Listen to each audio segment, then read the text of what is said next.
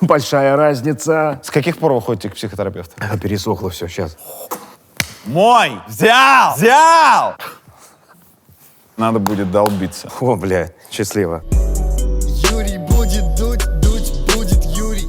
Сергей, Да. у нас есть список людей, которых наши зрители просят больше всего пригласить в гости. Все хотят Бурунова, и очевидно, что по тому количеству просьб, которые есть, вы сейчас переживаете невиданную для вас волну популярности. Ну, нет, ну, знают, конечно, но единственное, что меня идентифицирует с Владимиром Сергеевичем Яковлевым, меня называют Владимир Сергеевич, товарищ полковник, Володя, Вовка, я твой кумир и так далее. Там вот такие вот есть сентенции. Вот, например, меня позавчера остановили экипаж ДПС. Человек поднял на меня глаза, он говорит: о, бля, счастливо. Все, весь разговор был. О, бля, счастливо. Да. Содержательно. Да. Так какой у вас автомобиль? Вольво. А сколько стоит этот автомобиль? Володь, врать нельзя, они наверняка проверят. 6 миллионов. А так каждый считал своим долгом все время спеть «Большая разница» все время. И почему-то все хохотали. И им почему-то казалось, что это смешно. Вот. Ну и находятся до сих пор такие вот... у нас интеллигентная программа, не буду говорить это слово. Люди, мягко выражаясь, которые иногда там «Большая разница». Вот это вот. Ну что с него взять? Вам это не очень смешно. Ну, раньше, конечно, это, мягко выражаясь, надоедало. Вот, а сейчас уже легче. Вы смотрели короткометражку «Проклятие»? Я, блядь, в жизни никогда не снимался. И, блядь, до гроба, как штопанный гондон, сниматься не буду. Я играю в уебищном детском театре кота-пидораса, гнойного Буратино и предводителя, блядь, Команчей. Ну, конечно, конечно. Буратино у меня другой, да. У меня Буратино другой. В вашей жизни бывали такие ситуации? Такое Именно состояние? именно такие? Нет, не про кота-пидораса, а такое состояние. Состояние актерского отчаяния. Конечно. Конечно было. И не раз. Расскажите, как это? Ну, смотря, что вас интересует, какое Это степень. состояние. То есть вот вы артист Да, профессиональным образованием, да. который делает что-то одно и не звонят. Для того, чтобы вот, делать собственно, что-то вот другое. это и есть это состояние, когда на карточке у тебя остается 2000 рублей, потом 1500, потом 1000. Телефон не звонит, агент не знает, что делать. И говорит, ну не зовут, что, ну и что я могу сделать? Когда ты там в театре, ты выходишь в каких-то бессмысленных спектаклях, вот, там с алебардой там по заднему плану в 6 составе, гуляющие в парке, это называется, грибы, стражники, вот, что еще? Грибы? Ну да, ну там детские, ну это я утрирую, конечно, а так там «Бочка меда» или «Волшебницы» тоже ошибаются, вот у меня такое название было в театре, вот, или там «Друг сестры малыша». Малыш и Карлсон, ты клеил себе уши вот такие вот сам, конопушки рисуешь. Вот. Во сколько там? В 12 начинался детский утренник. В 12:05 ты выходишь на сцену, в 12:30 ты свободен. Дальше до вечера ты... Но это еще когда ты в театре. Когда ты вне театра, когда вот телефон не звонит, и ты ходишь вот так, как кот вокруг сметаны, вокруг этого телефона вот так вот круги нарезаешь, а ничего нету, у тебя нет ни корпоративов, ни антрепризы, ничего. Это Вот до это- большой разницы было? Это было после. После? Ну и до большой разницы тоже было, конечно. Там. Слушайте, нет, ну до это понятно. А вот после большой разницы, когда вас показывали на главном канале страны, и после этого вот этот режим кота вокруг сметаны тоже был? Ну, конечно. А почему? Ну, так случилось, что случились не очень, как бы, приятные исторические, как бы, события произошли. Поскольку я должен был сниматься на Украине, и был утвержден в очень такой глобальный большой проект, но вот случились эти события, это все, естественно, отменилось. Вот. И 2014-2015 год был для меня очень таким достаточно тяжелыми вот, в плане вот этого вот. Вот, потому что многое чего отменялось, и финансирование. Ну, из-за сложной вот этой ситуации многие проекты, конечно, замораживались и останавливались. И я попал вот в их число. Вот. Как вы жили с точки зрения быта? Тяжело. Что значит тяжело? Ну как, ну в кредит жил, ну как, ну занимал деньги, что-то там ходил в банке, брал какие-то кредитные карты. Ну, вот. Ну где-то там худо-бедно, где-то подсъемывался. 2-3 дня, 4. Ну, большая разница, как бы она так внезапно началась, так взорвалась, и потом она также внезапно закончилась.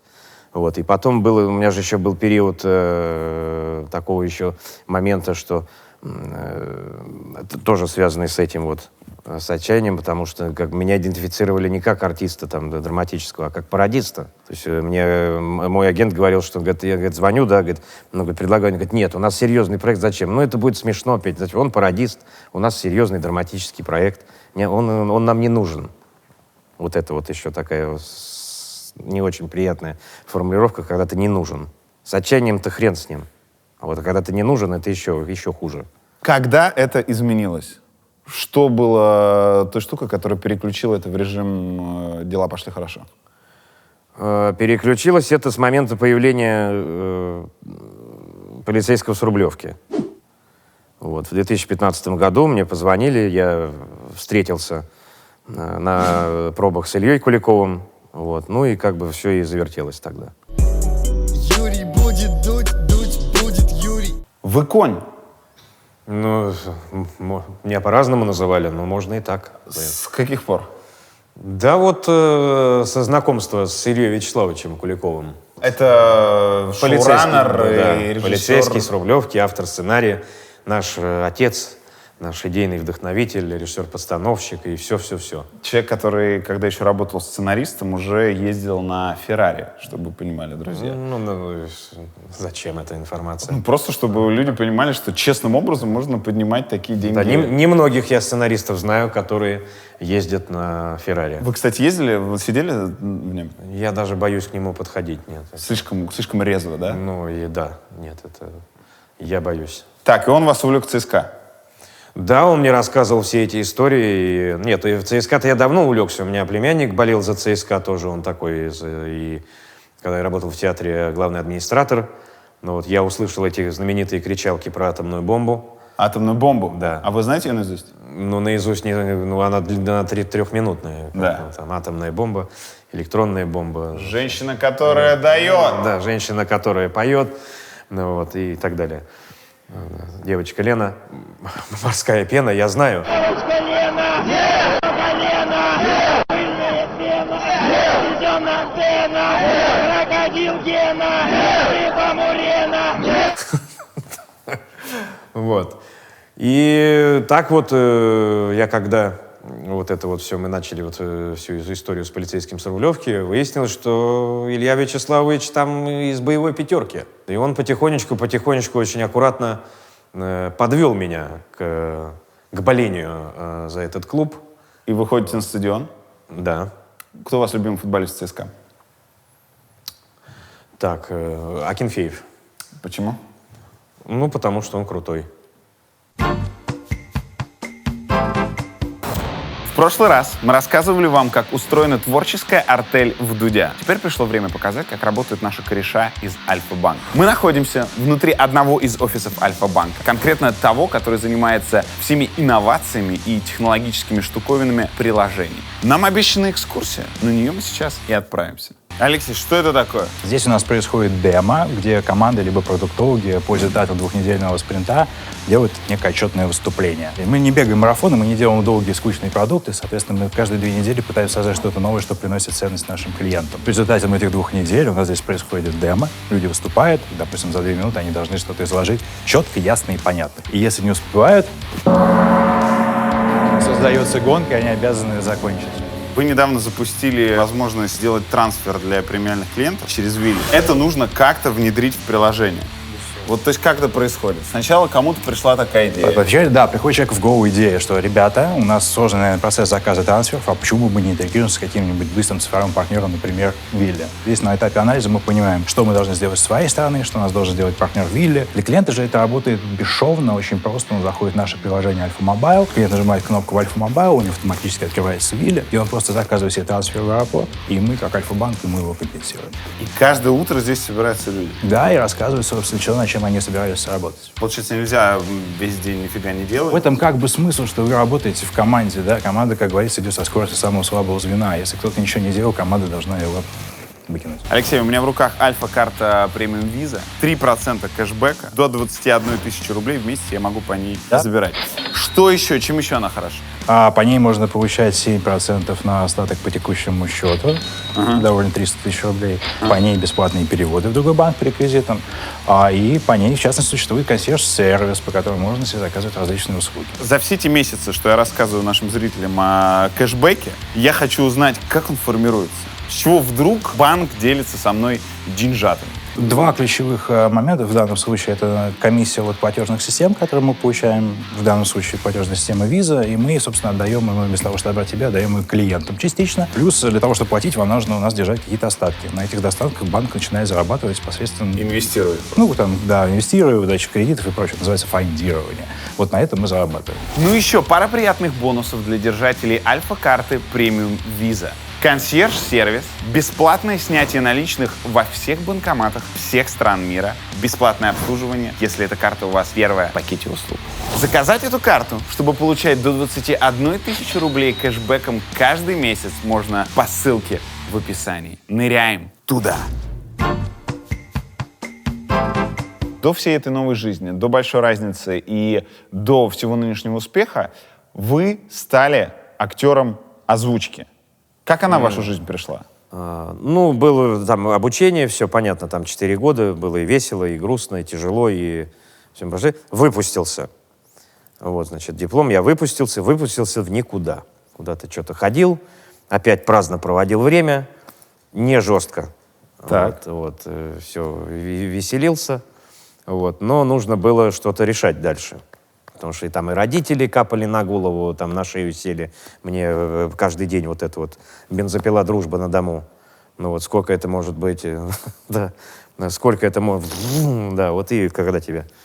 Мы что, сколько ты, тебе уже? Как тебе не стыдно? Мог бы стать человеком, а стал непонятно кем. И все нормальные, был бы сейчас летчиком, вот это вот все. Выбрал это самое. Ногами дрыгать особо ума не надо, мама мне говорила. Зарубочку мне поставила. Особого ума не надо совсем. Только потом, когда на дипломнике ко мне приходила, такая была история. Расскажи. Да. Сложная работа. Это когда она поняла? Когда меня в дипломниках видела, когда мне на дипломные спектакли приходила, потом сидела в зале, и потом, да, сложная работа. А перед этим, за 4 года, когда я поступал и сказал, что я хочу быть артистом, она...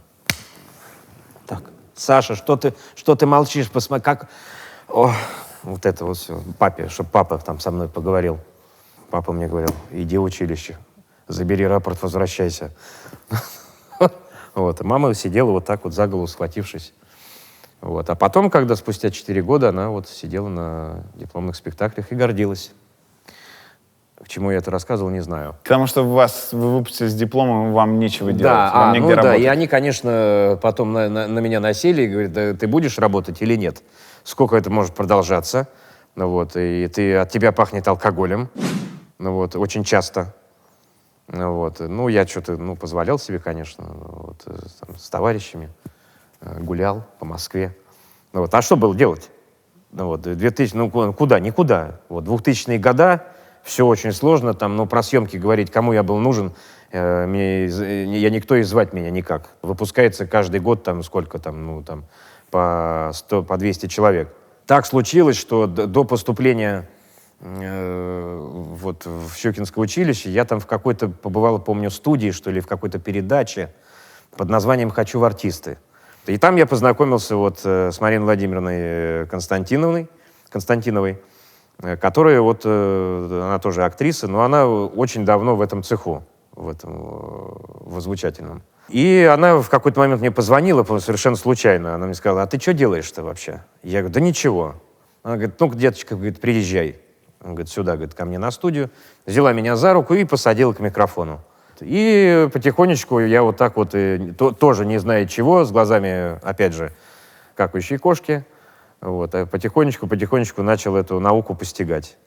Спасибо ей огромное, что, как говорится, протянула мне руку помощи. Что первого вы озвучивали? Это был Мэтью МакКонахи «Как отделаться от парня за 10 дней». Есть какие-то несколько заповедей этой профессии, которым в первую очередь она вас обучила? Конечно же, высыпаться перед озвучанием, чтобы был голос, потому что работаем голосом, а он имеет тенденцию очень быстро уставать. Нельзя употреблять спиртные напитки накануне, потому что это тоже голос. Кофе, сладкий, шоколад, чай сладкий тоже, потому что начинает щелкать звук, слюна появляется. Вот, потому что это брак. Это Если сразу. ты слюнявый, то брак. Ну, слюнявый, там щелкает, там пузырек такой, такой звук появляется. Если там кофе попил, начинает все сохнуть, а от сладкого вот эти вот щелчки появляются. Это все идет в брак. Вот. Чеснок нельзя есть, потому что на микрофоне стоит такая, она называется плевалка, но это такой фильтр, чтобы не было этих задувов. Вот. Потому что со слюной и с твоим воздухом туда попадает запах чеснока. Потому что после тебя все это, потом другой человек будет уже некомфортно себя чувствовать. Нельзя, например... Вы серьезно, да? Я абсолютно серьезно сейчас говорю. Сколько времени нужно, чтобы озвучить один фильм? Вы главный герой голливудского фильма.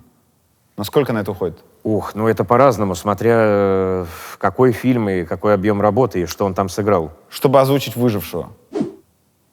«Выжившего» я озвучил за день. Слава богу, что там очень много живого звука, да и не особо много он там говорит. «Волк с Уолл-стрит». Неделя. Как так вышло, что вы стали официальным голосом Ди Каприо? Я им не стал. Это просто, это какая-то может быть для, это, скорее всего, это просто красиво звучит. Вот, что я там официальный голос Ди Каприо. Нет, я им не стал, в том смысле, что я юридически, то есть у меня нигде не подписано, я ничего за просто это не... так вышло, что просто если так вышло, это просто так может быть, для прессы и для интернета и для общественности. Вот это вот все так красиво прозвучало, что я официальный голос Ди Каприо. Нет, ни в коем случае. Получилось так, что у меня тоже человек, который сыграл не последнюю роль в моей жизни, Ярослава Георгиевна Тарулева, такой один из столпов нашего советского и российского дубляжа, который сделал огромное количество фильмов в нашей стране, еще там, начиная с советских времен. Вот она меня тоже, деточка, говорит, есть для тебя работка. Еще тогда она мне кассету дала в VHS. Это был фильм «Авиатор». Это 2005 год. VHS? VHS, да. Я смотрел на «Авиатор» на кассете. Когда я сказал, Ярослав Георгиевна, я не сделаю это никогда. Мне было тогда, 26, я не смогу. Она говорит, мне кажется, что ты сможешь. И вот с тех пор мы начали с Ди Каприо вместе сотрудничать. Как вы переживали историю с Оскаром Ди Каприо? Когда он его наконец-то получил, у вас была какая-то особенная эмоция? Мой! Взял! Взял! Да я как-то спокойно к этому отнесся, но я не знаю, ему, мне кажется, это все очень мешало. Он все пытался все доказать, хотя доказывать уже ничего не нужно было. Посмотрите, что гложет Гилберта Грейпа, и вы все прекрасно поймете, что такое Леонардо Ди Каприо. Есть такая картина с Джонни Деппом еще, с молодым. Объясните, почему именно там? Почему именно ее надо посмотреть, а не... потому что ему там 13 или 12 лет, он играет мальчика, брата Джонни Деппа, там такая семейная драма, где он играет умственно отсталого. Но как он это делает? Есть вещи, которые нельзя описать словами. Это, как в нашем деле это называется без швов. Вот, то есть я не понимаю, как он это сшил и как он это сделал. Если Арни доживет до 10, это уже будет большая удача. Арни, не будь грубияном. Когда-нибудь ты захочешь уехать отсюда. Я знаю, парень. То есть возникает магия. Вот, что этот парень в 12 лет про эту болезнь понимал, и кто с ним работал, и как он над этим работал, я не понимаю. То есть если вы хотите узнать, что такое Ди Каприо, посмотрите этот фильм. Это очень страшно. Это, страшно от того, что это очень точно. Лучшая роль Ди Каприо, на ваш взгляд? Взрослого? С этим сложно. Я не могу у него выделить что-то хуже, что-то лучше, потому что для меня это настолько восхитительно и удивительно, то, как он подходит к выбору ролей. Они у него настолько разные, и все очень, очень глубокие и объемные, что я не могу ему сказать, что вот это лучшее, а что-то худшее. Нет, есть, конечно, у меня предпочтение. Например, «Дорога перемен». Блистательная совершенно картина Сэма Мендеса, по-моему. «Дорога перемен». «Остров проклятых». Такой нуар И страшная, конечно, там это психиатрия. Ну, «Волк с Уолл-стрит» это, конечно, но это не обсуждается. Вот это я не понимаю, на каких оборотах, как он это делает. Это страшно. Потому что там идет 200% подключение всех ресурсов организма, которые только можно. Естественно, «Великий Гэтсби». Вот. Гэтсби, да. Потому что там есть сцена, когда он кричит на этого... Не кричит, он орет. У него лопаются сосуды в глазах. Прям, действительно. Ну, это видно в кадре. То есть это на каких-то... Это не фотошоп? Это не фото, нет, ни в коем случае. Это все происходит здесь и сейчас. «Отступники», да. И, конечно, блистательная работа у него в этом самом «Поймай меня, если сможешь» с Томом Хэнксом. Это вот, как я называю, это ювелирка. Сколько платят актерам озвучки? Это надо на этот вопрос отвечать, да? Ну, смотрите, мне один раз предлагали озвучить героя мультика, Так. и речь шла о гонораре в 100 тысяч рублей. Насколько я слышал, когда ты озвучиваешь главного героя, то это до 300 тысяч рублей. Ну, это смотря кто, я не знаю, что-то это какие-то баснословные цены. Вот, наверное, это уже когда зовут действительно каких-то звезд. Именно на эту роль берут там звезду. Да. Вот. Ну, а так, конечно, если по большому счету брать, то, конечно, это унизительно мало. Платят унизительно мало? Да. Если бы вы сейчас не снимались в сериалах, фильмах, а оставались только актером озвучки, одним из самых востребованных, это были бы деньги, на которые можно прожить? Можно, но с трудом. Юрий будет дуть, дуть будет Юрий. Как вы относитесь к актерам, у которых нет актерского образования? Их меньшинство, но они есть. И, например, одна из них, властительница наших грез, Саша Бортич, играет с вами в одном из сериалов. Знаешь, куда подлить, да? Угу. Ну, как я отношусь? Ну, как? Плохо! Ну, плохо отношусь. Ну, как относиться? Ну, я считаю, что в любом деле есть ремесло. И есть так называемый путь становления в любой профессии. Он состоит из разных там пригорков, ручейков, ям, оврагов, дорог, асфальтированных, неасфальтированных, понимаешь, да? Вот куда ты падаешь, встаешь, карабкаешься, идешь. Это путь становления в любом случае. А вот так, это нигде ничего не бывает. Просто падать будет больно.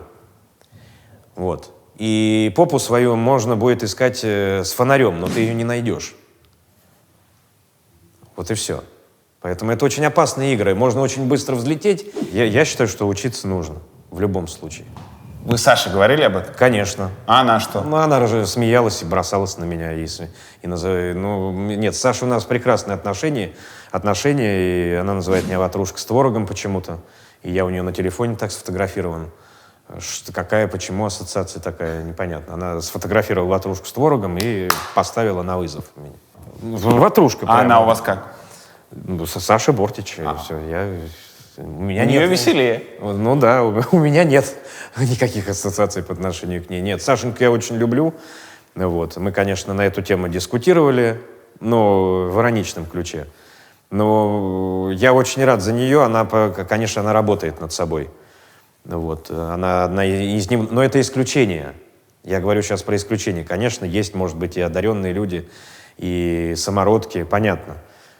Но в основном я приверженец все-таки профессионального образования. То есть, чтобы идти резать человека, будучи хирургом, нужно отучиться на это? Нет, и также немножко нет. Ты сравниваешь немножко разные вещи. Мы-то продавцы воздуха, вот, по большому счету. Воздуха? Ну да. Почему? Ну, потому что у нас ничего нет. Ну, в том смысле, что у хирурга есть там скальпель, да, у летчика есть самолет, да. Он в любом там пришел, дай ему самолет, он полетит. А у нас нет ничего. Вот сейчас вот что, сделайте что-нибудь, Сергей. И все, и все. То есть я без пьесы, без литературы, без материала, без сценария, там, без дирижера, без кого-то, без партнеров, я ничего не могу, у меня ничего нету, по большому счету. Ну, подождите, а скетчи в Инстаграме вы же сами придумываете? Какие? Это вот за этим стоит авторская группа. Какие? Я ничего. Я исполнитель. Я пластилин. Я исполнитель всего лишь. Юрий будет дуть будет Юрий. Хоть раз вы завидовали кому-то из тех, кого озвучивали? Вот это, вот это житуха у него, а? Или вот это Я роль? завидовал в профессиональном плане. Ну, разумеется, Да. да. Разумеется, не то, что, блин, Конечно, трахнул трех постоянно. моделей. Конечно, постоянно.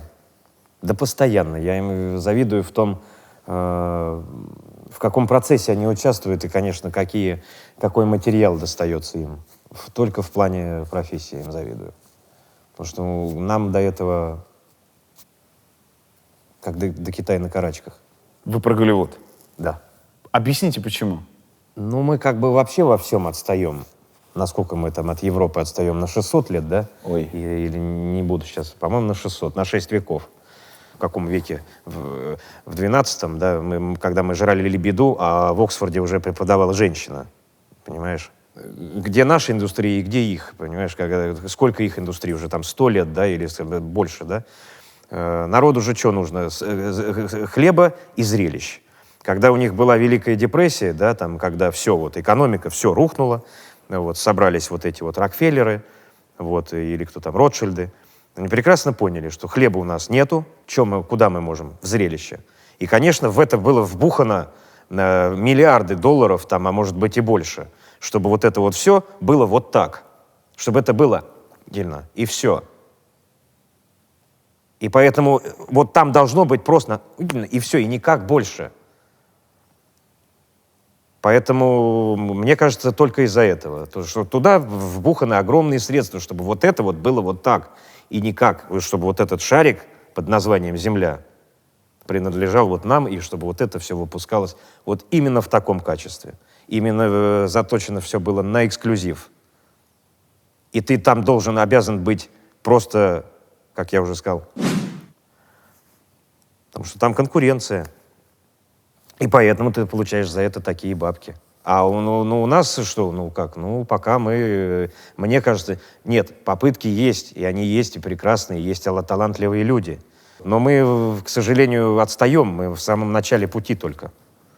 Но шаги есть. Вы мечтаете когда-нибудь там оказаться? Где? Ну, в Голливуде. А зачем я там нужен? Эпизод хотя бы какой-то сыграть. Увидеть, как это изнутри делается. Изнутри? Да. Ну, я догадываюсь, как это делается. Я увижу просто, то, о чем я говорил. Я просто увижу, что это отлажено, как швейцарские часы. Вот и все. Просто эта индустрия, она отлажена, как у нас же, как у Жванецкого Михаила Михайловича, да, господи, чтобы не опозориться. Все, купил, принес, включил, не работает. Вот. Все, купил, все, да, помнишь, да, это же был, да, все, включил, не работает. Почему? Не знаю. У нас постоянно что-то не готово, что-то случилось, здесь не работает. Почему? Вчера работало, вчера нет. Я просил голубой троллейбус, почему он красный? Но это же троллейбус. Вот же уже написали, я просил 67-го года троллейбус, а это 92-го. Ну какая разница? Это же троллейбус. Все, вот уже с этого началось. У нас вообще, как кто-то мне, помню, сказал, съемочная группа — это микромодель нашего государства. Вот, это прям вот видно, прям вот начиная от верхушки и заканчивая съемочной группой. Пацаны, у нас маленькое государство, клевое. Да? Правильно. Мы такой Люксембург, Лихтенштейн. Лихтенштейн, да. Вот. А если брать глобально, то вот я куда перескочил-то, ничего себе. Вы слышали, какая мечта у вашего коллеги по полицейскому с Рублевки Саши Петрова? Он был в нашей программе и вполне четко формулировал эту мечту. Ты мечтаешь о Голливуде? Да. Я не то, что мечтаю, я просто понимаю, что это мечта, безусловно. Мечта получить «Оскар», а это цель. Потому что Голливуд очень большой, там много артистов, туда не так, как мне кажется, сложно попасть и заполучить роли. А мечта — это «Оскар». Так. Он серьезно это сказал? Нет, это сейчас правда? Я не знаю, что сказать, у меня сейчас немножко андрашка хватит. Ну почему? Ты Это шутишь его сейчас амбиция. или нет? Или Нет, ты это сейчас серьезно. серьезно Он на говоришь? полном серьезе сказал. Саша серьезный парень, и он на серьезных щах это произнес. На серьезных щах. Да. Моя мечта — премия «Оскар». Ну да. Пересохло все сейчас. Ух. Да, он умеет удивлять, конечно. Нет, ну здорово, что у него есть такая мечта, я просто не знал. Ну, это круто. В плане роста и в плане каких-то запросов в сторону туда, это очень хорошая цель. Да. Ну, молодец. Супер. От скромности не помрет. Да. Юрий будет дуть, дуть будет Юрий. Есть кино, которое вы готовы, неважно, русское или не русское, которое вы готовы пересматривать сколько угодно раз? Вот фильм, который вам, когда вам херово, вы его включаете, и жизнь налаживается. Типа «Крутые легавые». Если запахло мусором, а вот и легавые. Мусора. Тут как тут. Почему? Ну, не знаю, для меня это, как сказать, эти ребята многому меня научили в плане юмора, и вообще для меня это такой уровень мастерства и юмора очень, конечно, запредельный. Вот то, что они делают, я имею в виду Саймон Пегг и Ник Фрост.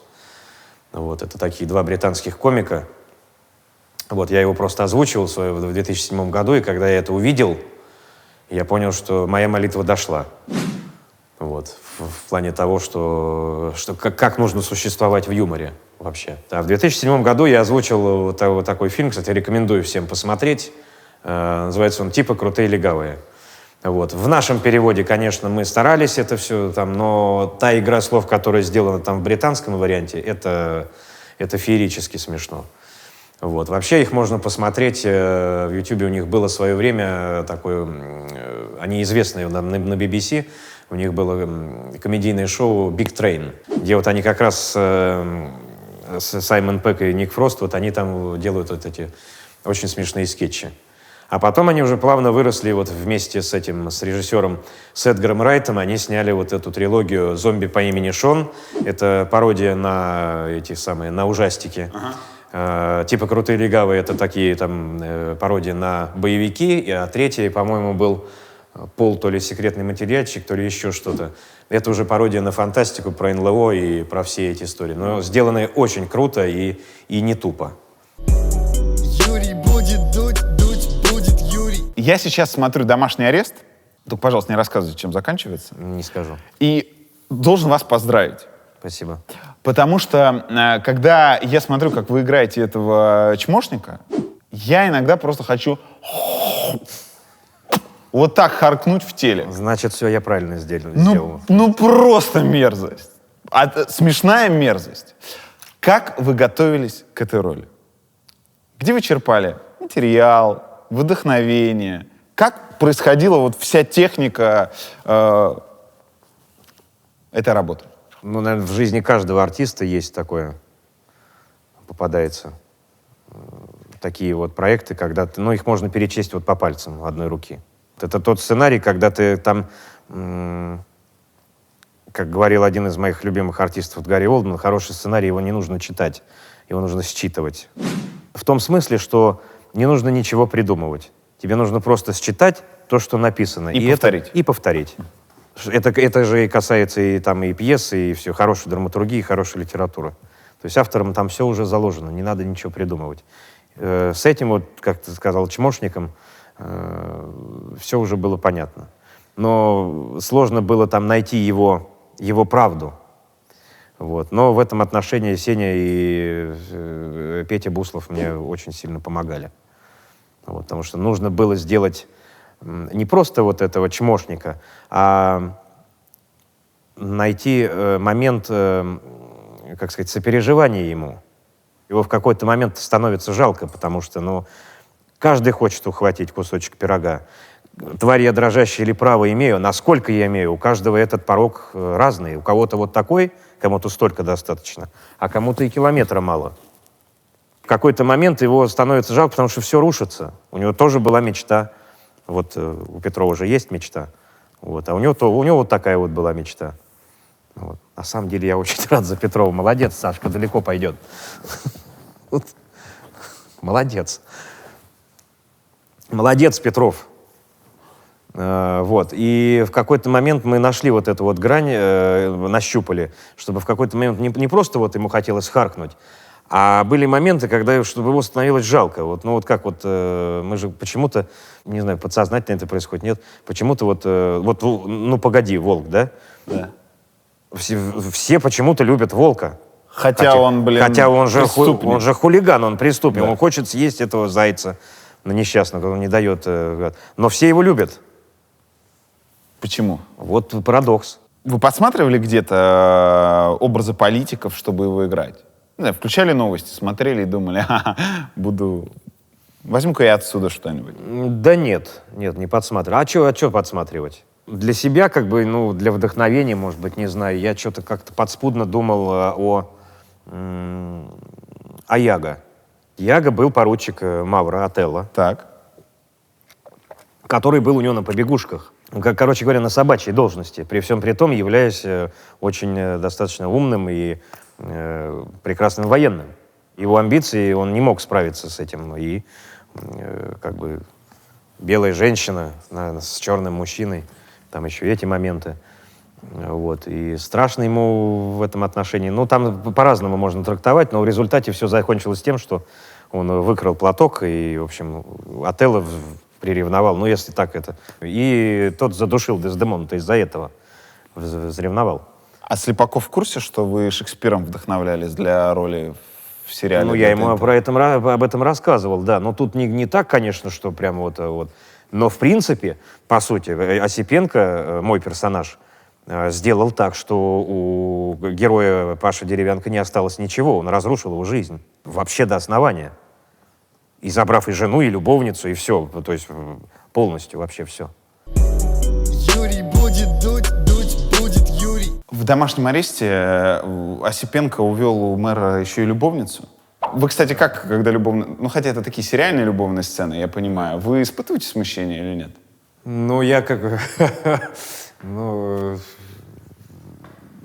смешанные чувства. Смешанные. Знаешь, что такое смешанные чувства, да? Да. Это когда твоя теща на твоей машине летит с моста вниз в реку. Вот. Да? Вот. Я испытываю тоже смешанные чувства. Ну, я там на нее... Была сцена, когда я прям в пальто на нее набросился. Там был момент, я не помню, видел ты эту серию или нет еще. Когда он ее увел, и он уже на ней лежал вот так вот. Она говорит, ну что, тебе полегче? Да. Вот. А я прям в пальто там. Мы решили, что это самое... Что Вы как самец должны сразу, да? Он на нее набросился, да, там длинный план шел, вот так вот, мои ботинки, ее ноги. Вот. И я прям в пальто, в одежде, вот так, видимо, ее и, как говорится, взял. Вот. И это самое. Я говорю, не тяжело тебе? Она говорит, я привыкла. Юрий будет дуть будет Юрий. Вы весной этого года прогремели, в том числе по части политической истории. Вы снимались в ролике, который вирусно запускался перед выборами президента. Да. Как вы в нем оказались? Ну, как я на съемках обычно оказываюсь. Мне звонят, предлагают, присылают сценарий, я читаю, говорю либо да, либо нет. Почему вы там сказали «да»? Мне понравился подход. Подход и вообще как бы способ, творческий способ реализации и вообще и призвать как бы людей пойти голосовать. И он мне показался там достаточно забавным и интересным из всего того, что мне присылали. А прислали не только это? Нет, много всего было, и это не там... Он единственный, этот ролик, который мне понравился, про этот страшный сон. А прислали именно под выборы? Да, там, ну, просто были какие-то вообще там за гранью какие-то истории, которые я сказал, ребят, нет, ну это... Вам понравилось то, что вышло? В плане ролика, да. В смысле, то, что как он был реализован? Ну, да, что это было, как это было? Да. Когда он только вышел, был большой резонанс, вы никак это не комментировали. Ну, то есть вы отказались вообще что-нибудь про него рассказывать. Почему? Ну, потому что же у нас огромное количество сразу будет... Каждое мое слово было интерпретировано бы не так. Вот. А что комментировать? Вот. Ну вот что там комментировать? Просто рассказать, как это получилось, кто вас пригласил. Ну, пригласили какие-то, но я не спрашивал, кто. Но мне показалось это интересным с точки зрения, как бы, что я могу это сделать творчески, как я как актер. Вот и все. То есть никакой, если ты имеешь в виду там какой-то прямой агитации или что-то. Мне показалось, что это будет интересно в том плане побудить людей просто подняться с дивана и пойти просто проголосовать. Потому что я считаю, что демократия это ответственность. А как бы сидеть, и это в ролике это все заявлено, а сидеть и говорить, что да, и ладно, и все. И что вы тогда хотите? Да, просто проблема с этими выборами, что там особенного выбора и не было. Дело-то не в том, что там выбор, не выбор, но пойти и исполнить свой гражданский долг с точки зрения Конституции Российской Федерации своей страны, ты как гражданин страны. В этом ролике это прозвучало. Гей на передержке. Так. Кто это придумал? Не знаю. Вам эта сюжетная линия понравилась? Она не показалась вам дикой? Гей на передержке? Со стороны это выглядит смесью гомофобии и какого-то пиздеца. Не проголосуешь, у тебя на кухне будет жить гей, с которым, если через неделю тебе надо будет долбиться. Да. Вот я сейчас упрощаю, как это выглядит для... Не знаю, слушай, это же каждый воспринимает, как сказать, сознание-то у всех разное. Смотреть и видеть, понимаешь, это два разных глагола. И слушать и слышать — это то же самое. Микеланджело тоже стоит голый. Давайте трусы на него надевать. Или на Венеру Милосскую бюстгальтер? Боюсь, что Венера Милосская это гораздо более... это все-таки искусство, а гей на передержке это... Так это же... здесь же это ирония, это юмор. Вот и все. Это ирония. Мы никоим образом там не было задачи, вот как ты говоришь, вот эту дикость какой-то показать или кого-то там что-то оскорбить этим. Ни в коем случае. Это кошмар, это сон. Вот и все. Я знаю огромное количество людей с нетрадиционной сексуальной ориентацией, которые очень смеялись над этим. Я рад, что у них есть мозг и чувство юмора. Вы сами сходили, проголосовали? Да. За кого? Это нужно говорить? Да. Зачем? Я не вижу здесь какой-то информации, почему из этого можно стесняться. Зачем? Можно я оставлю это в тайне? А почему вы не хотите говорить? А ты какой? Объясните тогда, почему вы не хотите говорить. Это же личное. Юрий будет дуть будет Юрий. У вас есть любимый актер в мировом кинематографе? Чаплин, Чарли Чаплин и Михаил Чехов. Михаил Чехов — это племянник Антона Павловича Чехова, великий русский артист, который в свое время эмигрировал в Соединенные Штаты Америки. Его племянник, который создал уникальную вообще систему вообще актерского мастерства, по которой и Голливуд, в принципе, он в Голливуд ее привез. Она там очень замороченная, и, в общем, времени не хватит это рассказывать, но я видел на видеокассете нарезку фильмов Михаила Чехова, что он создавал. И это потрясает. Он создавал третье сознание. Люди на сцене его не узнавали. И даже зачастую партнеры. Партнеры, конечно, узнавали, но зрители не узнавали. В смысле, он образ придумывал такой? Да. И то есть как будто выходил другой человек? Абсолютно. Ух, ё. Да. И это все я в свое время в Щукинском училище нам показывали видеокассеты, всякие фильмы. Он там какой год, не помню, до войны, по-моему, он еще. Довоенное время. Он снимался в Голливуде очень много. Это я все видел, как он, мягко выражаясь, вытворял это все. Юрий будет дуть будет Юрий.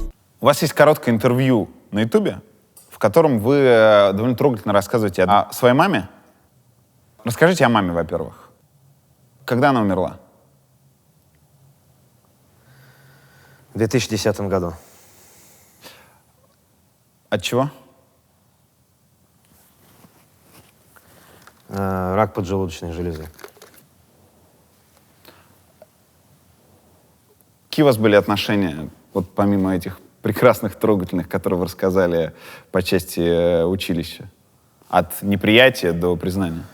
Ну, сложные отношения были, достаточно сложный был человек, жесткий. Вот, что-то принимала, что-то она, если что-то она не принимала, значит, она не принимала. Вот, ее сложно было переубедить. Ну, вот она не понимает, и все. И как-то и там хоть кол на голове тиши. В этом отношении у нее характер, конечно, был, можно сказать, невыносимый. Вот. Ну, а так, конечно, она меня, как любая мать, меня любила и гордилась, и, в общем-то, вот. Ну,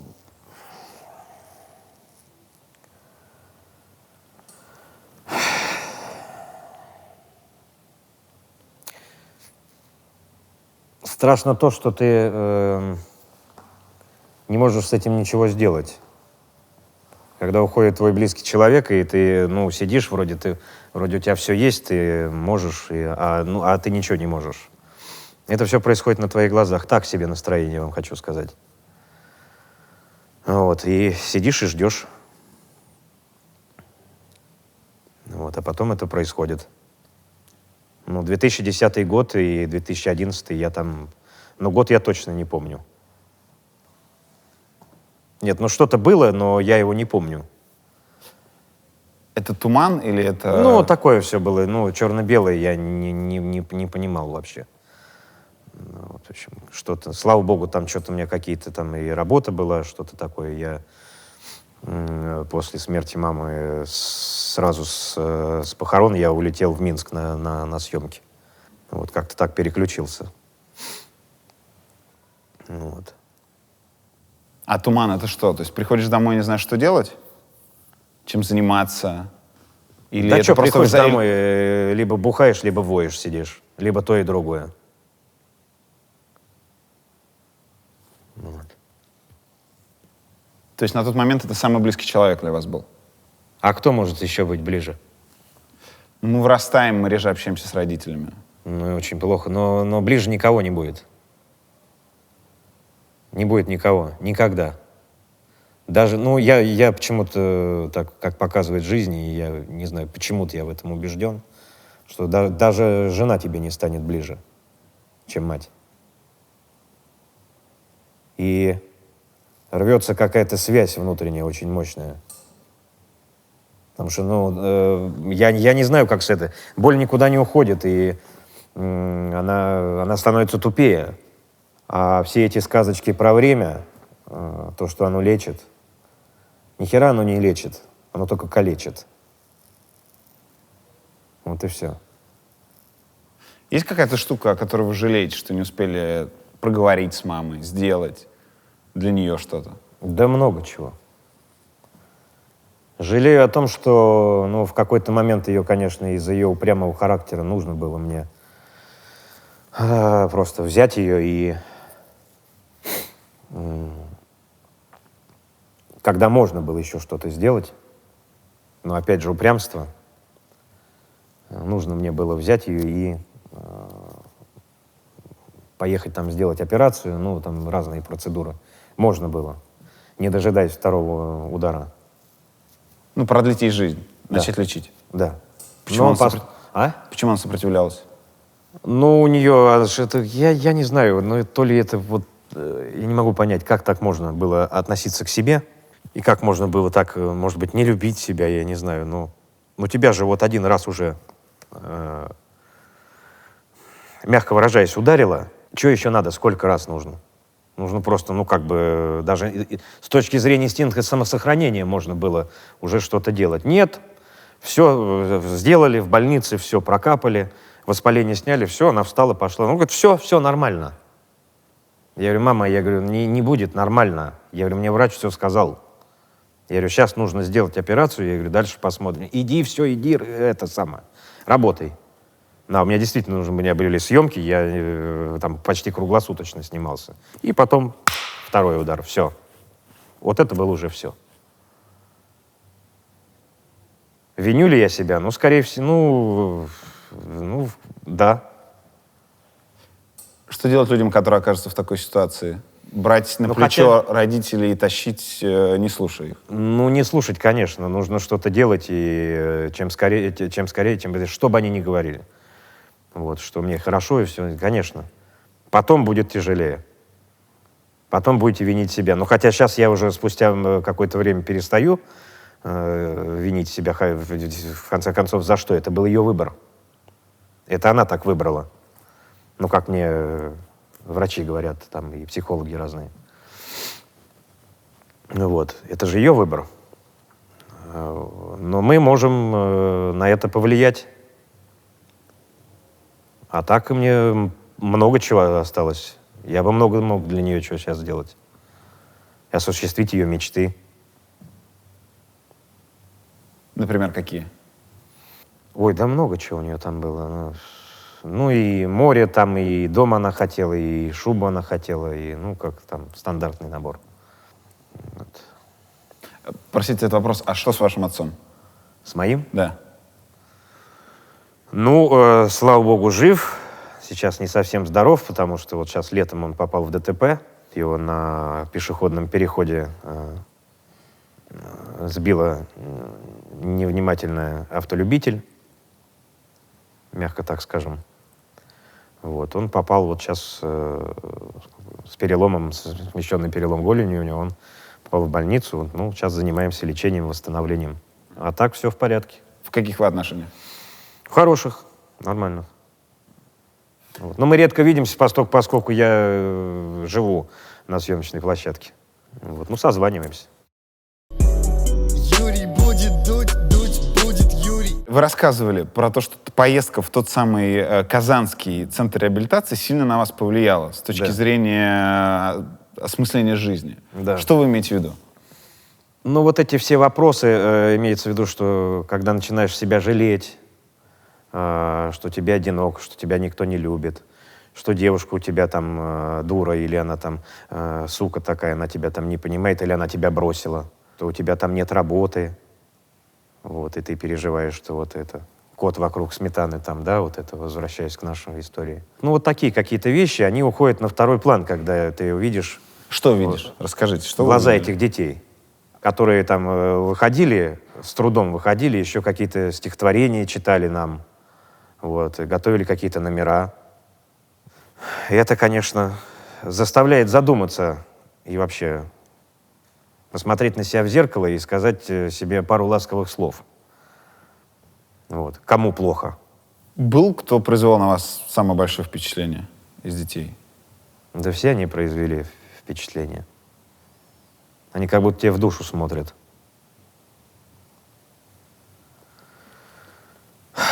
Что вы делали после той поездки? Напился я. В тот же вечер? Угу. Как вы это объясняете? Зачем? Ну, это невозможно. Я, там, даже со мной вот была заслуженная артистка России, Нонна Валентиновна Гришаева. Она говорит, я не могу. Она говорит, я не могу, все. Она с этим, с Валкардином. Я говорю, как это объяснить? Ну, как? Я просто не понимаю, за что им.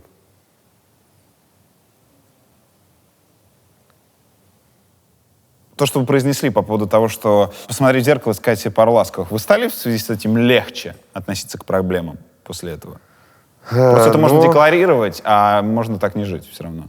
Не, ну, конечно, ну, нет, естественно, какие-то выводы ты делаешь. Вас теперь тяжелее задеть, вас тяжелее вогнать в грусть, в уныние после этого? Ну, это я сам могу сделать.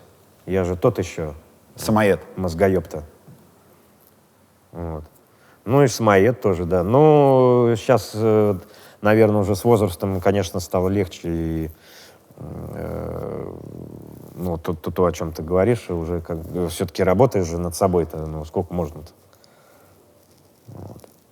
Последний раз, когда вы компостировали себе мозг? Ну, я начинаю периодически там вечерами, или когда там приходишь, начинается вот это, а куда я иду, а что я делаю, а так ли я делаю. Ну, вот это вот, начинаешься гонять там это все в голове. Вот. Может быть, с одной этой стороны и хорошо, но это все же вопросы, как мне врач говорит, это вопросы тревоги. То есть вы тревожный, я тревожный человек, собственно, наверное. Врач-психолог? Да, Психолог или психотерапевт? психотерапевт. Я сначала одно время это стеснялся, но как бы уже и с мамой это все проблема осталась. Ну вот, это же все как-то сидит внутри. Вот, и ну вот пошел, решил. Это после смерти мамы? Да. Помогает? Да.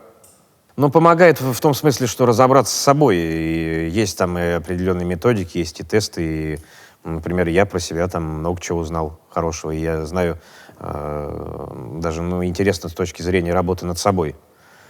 То есть что мне мешает жить. Вот и все. Там есть эти вещи, и мне стало легче намного. Вы в основном говорите или он говорит? Ну, по-разному. По-разному. Ну, в основном диалог, конечно. Встреч с таким врачом боишься, как на них идешь? Как к стоматологу, чутка нехотя, или наоборот, как к стакану с водой, когда тебе пить хочется? Ну, многие, так же, как и я, к этому очень долго идут. Как сказать, стесняются этого, и потом могут просто прийти и уйти. Потому что не очень, как сказать, не все любят копаться в своем грязном белье, как бы разбираться с собой. То есть, с одной стороны, там это и стыдно, и стеснение какое-то.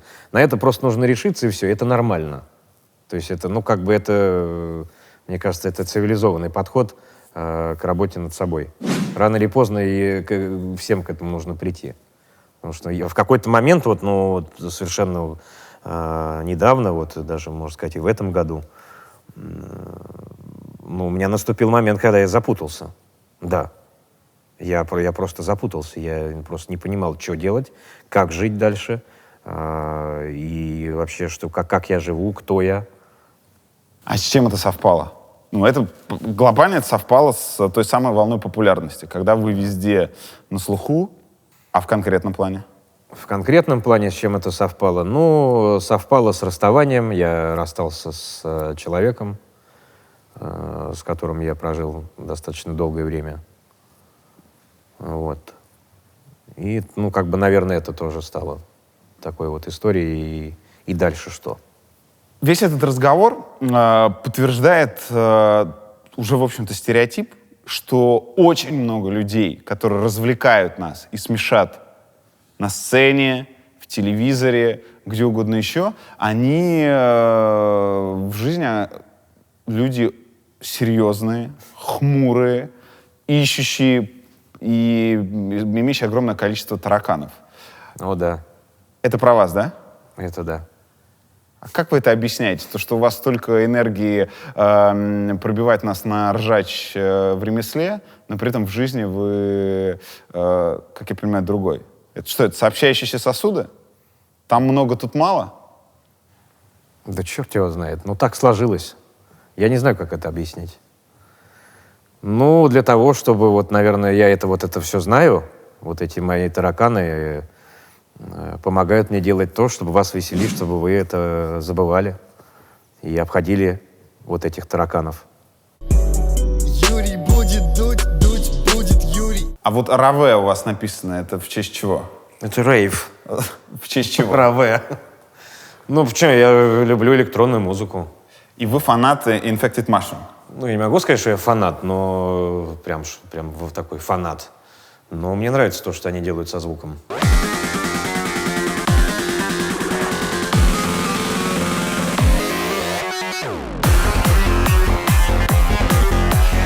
Если вкратце говорить, то они понимают, что такое музыка, это слышно, это видно, это не какие-то там звуки, которые взяты там из банка данных, или на каких-то простых синтезаторах сделаны. Это все генерится, это все программируется, это все слышно. Они создали свой звук индивидуальный. Собственно, как и все музыканты, они же гонятся только за этим, за индивидуальным стилем и за звучанием. Юрий будет дуть будет Юрий. Блиц. Я спрашиваю коротко, вы отвечаете не обязательно коротко. Самый смешной человек в России? Гарик Харламов. Объясните, почему? Это блиц или как? Можно, это блиц, но отвечать лучше разъясняя. Или нет, не Гарик. Нет, нельзя, наверное, это говорить. Что? Я очень люблю Владимира Вольфовича Жириновского. То он же сбитый летчик. Почему? Он же смешной. Так, а Харламов? Почему среди всех комиков вы его выделили? Ну, я просто Гарика знаю, но в нем есть это, как Чаплин в свое время говорил. Я не могу это объяснить, но в нем это есть. Вы богатый человек? Нет. Вы можете купить себе завтра BMW? Да. Самый крутой актер в истории русского кино? Один. Может, несколько. Леонид Быков, Олег Даль, Иннокентий Смоктуновский. 3 лучших музыканта России? Би-2, Леонид Агутин, Игорь Бутман. Леонид Агутин? Да. Ну, потому что он прекрасный музыкант, прекрасный человек и, наверное, один из немногих, не побоюсь этого слова, великих русских поэтов на данный момент. Поэтов? Да, он прекрасно пишет стихи. Ага. Те, которые исполняет или... И те, которые исполняет, и те, которые не исполняет. Мультиинструменталист с абсолютным слухом, одареннейший человек. И я счастлив, что он мой друг. Оказавшись перед Путиным, что вы ему скажете? Категорически вас приветствую, Владимир Владимирович. А ему расскажете, за кого голосовали на выборах? Да. Как вы думаете, порадует его ответ? Я думаю, да. Конкурс! Юрий будет дуть, дуть будет Юрий. Что вы принесли? Что я принес? Да. Вот что я принес. Ох, блин. Так, это пестик, с которым ходит мент из полицейского Рублевки. Да. Так? И это Хохломской Стечкин. Так точно. Да. Вот этот приз, этот замечательный пистолет достанется тому человеку, который изящнее всего ответит вот на какую штуку. Сергей должен был становиться летчиком, но не стал летчиком. Военным, гражданским, неважно. Он пересобрал свою карьеру очень резко, и после летного училища он пошел и стал актером. Актером очень успешным. Расскажите в комментариях свою историю, как вы вдруг стали заниматься крайне неожиданным ремеслом и в нем преуспели.